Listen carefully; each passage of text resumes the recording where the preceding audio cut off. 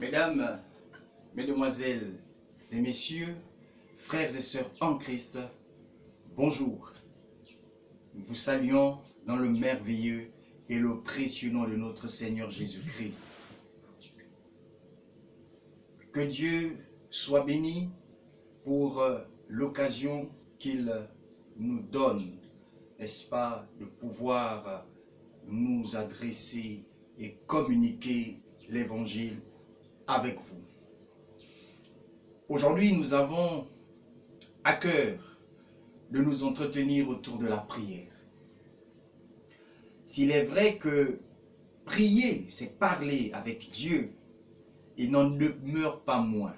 Il n'en demeure pas moins qu'un certain nombre de choses participent à rendre l'échange que nous avons avec Dieu, n'est-ce pas, participent à le rendre fructueux ou pas du tout. C'est-à-dire, quand nous parlons de fructueux, nous voyons l'exaucement ou pas d'exaucement. Alors, quelles peuvent être donc ces choses, ces éléments que l'on peut identifier autour de la prière? Alors, sur ces éléments, nous avons noté essentiellement trois éléments qui se trouvent ou qui participent, qui aident à rendre nos prières soit efficaces ou non. Ces trois éléments ne sont rien d'autre que la foi, le doute et le manque de pardon. Ces trois éléments, nous les avons identifiés en méditant un texte de la Bible qui devrait être très connu pour ceux qui sont déjà qui ont une certaine ancienneté dans la foi, et pour les nouveaux, ils vont certainement le découvrir avec nous. Et il se trouve donc ce texte dans l'Évangile selon Marc, au chapitre 11, à partir du verset 20.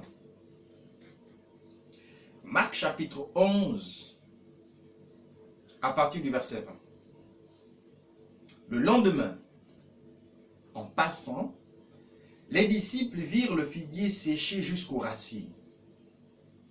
Pierre, se rappelant ce qui s'était passé, dit à Jésus, « Rabbi, regarde, le figuier que tu as maudit a séché. » Jésus prit la parole et leur dit, « Ayez foi en Dieu. Je vous le dis en vérité, si quelqu'un dit à cette montagne, ôte-toi de là et jette-toi dans la mer, et s'il ne doute point en son cœur, mais croit que ce qu'il dit arrive, il le verra s'accomplir. C'est pourquoi je vous dis, tout ce que vous demanderez en priant, croyez que vous l'avez reçu, et vous le verrez s'accomplir. Et lorsque vous êtes debout faisant votre prière, si vous avez quelque chose contre quelqu'un, pardonnez, afin que votre Père qui est dans les cieux vous pardonne aussi vos offenses. Mais si vous ne pardonnez pas, votre Père qui est dans les cieux ne vous pardonnera pas non plus vos offenses. Amen. Voilà le texte que nous avons à partager avec vous ce matin. Le thème de notre sujet, nous l'avons déjà dit, mais on va le redire une fois de plus. Le thème, c'est les trois éléments. Les trois éléments qui gravitent autour de la prière. Nous avons ces trois éléments dans les propos de Jésus en répondant ou en s'adressant à Pierre lorsque Pierre est émerveillé, parce qu'effectivement, lorsque nous parcourons les versets précédents le verset 20 bien sûr, Jésus s'est approché donc de ce figuier, cet arbre qui produit des figues, qui sont des bons fruits, des fruits donc cet arbre que l'on trouve dans le Moyen-Orient et peut-être dans d'autres régions. Mais nous savons, en parcourant le texte, que cet arbre-là, n'est-ce pas, ce fruit-là est également présent dans cette partie du monde, donc dans le Moyen-Orient. Et la veille, donc Jésus voulait consommer ces fruits, mais il n'y en avait pas du tout dans cet arbre. Cet arbre n'avait aucun fruit, à part des feuilles, un feuillage abondant. Alors Jésus va le maudire, que plus jamais personne ne mange de ton fruit. Donc le lendemain, lorsqu'il repasse par la même route, Pierre se rend compte que le figuier qui était vivant la veille a complètement séché jusqu'aux racines. Alors il dit, mais maître, le figuier a complètement séché. Le figuier a complètement séché jusqu'aux racines. Il s'est rappelé ce que le maître avait dit. Le figuier que tu as maudit a séché. Alors Jésus prend la parole et il commence à citer les éléments qui gravitent autour de la prière, point par point. La première chose que Jésus donc dit à Pierre, ayez foi en Dieu.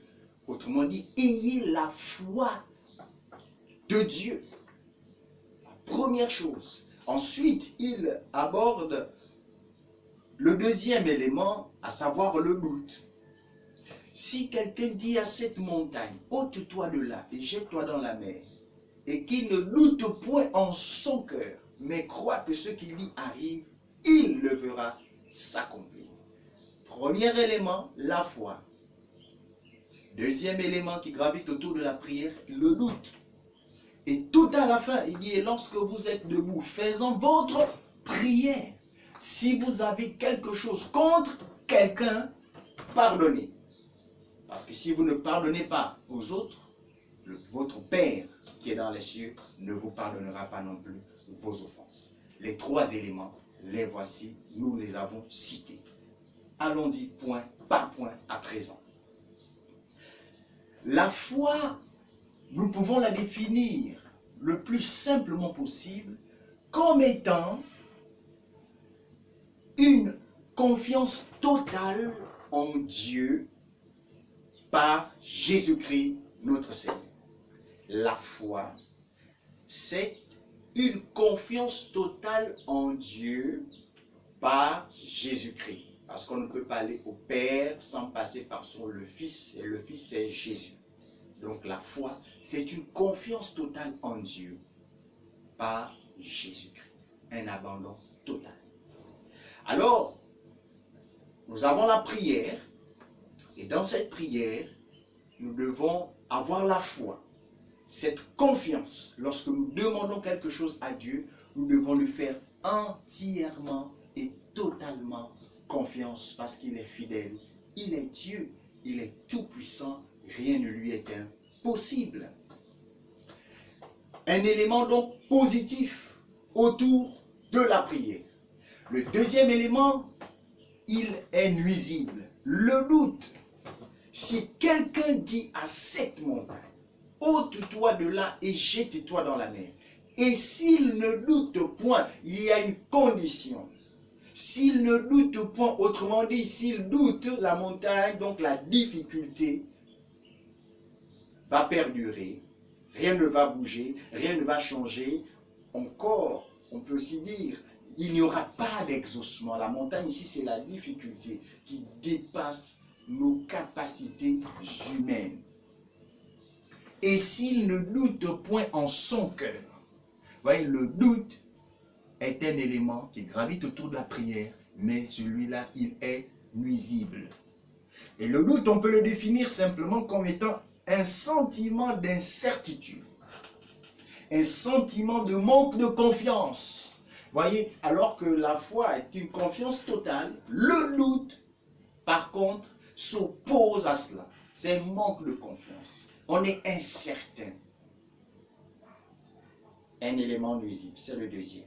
Et le dernier, le manque de pardon, gravite aussi autour de la prière. Jésus fait mention de cela, alors que ici, il est en train de parler de la prière. Si vous êtes debout en train de faire votre prière et que vous vous souvenez que vous avez quelque chose contre quelqu'un, le Seigneur nous dit simplement, sans détour, pardonner. Parce que si vous ne pardonnez pas aux autres les offenses, leurs offenses envers vous, Dieu aussi ne vous pardonnera pas. Et si Dieu ne nous pardonne pas, notre prière ne sera pas exaucée. Donc le Seigneur relève ces trois éléments qui tournent autour de la prière. Il faut avoir la foi, faire confiance en Dieu. Il faut éviter le doute parce que là-dedans, il y a un manque de confiance, il y a une incertitude. Il faut éviter le manque de pardon parce que le manque de pardon va vous bloquer. Autrement dit, il faut donc pardonner. Il faut pardonner. Le fait de cesser volontairement d'en vouloir à celui ou à ceux qui nous ont offensés. Voilà comment nous avons défini le pardon. C'est un acte volontaire. C'est le fait de cesser d'en vouloir à quelqu'un, mais de façon volontaire. Qui pardonne aux autres, c'est vous, c'est moi. Donc Dieu nous a donné la capacité de pouvoir pardonner. C'est pourquoi il dit, si vous vous souvenez que vous avez quelque chose contre quelqu'un, simplement pardonnez, tournez la page. Si vous ne le faites pas, vos prières vont être bloquées, ne seront pas exaucées. Vous aurez l'impression de tourner en rond. Voici, nous avons fait le tour. Nous avions dit que nous ne serons pas longs certainement. Et voilà, nous sommes là-dessus. Notre méditation à tous. Trois éléments qui gravitent autour de la prière. La foi, le doute, le pardon. Le pardon ou le manque de pardon. C'est l'un ou c'est l'autre. Si c'est le pardon, il est positif. Si c'est le manque de pardon, il est négatif. Il va encombrer, obstruer notre prière, notre communion, notre exaucement. Il va être un obstacle. Que Dieu vous bénisse. À la prochaine. Au revoir.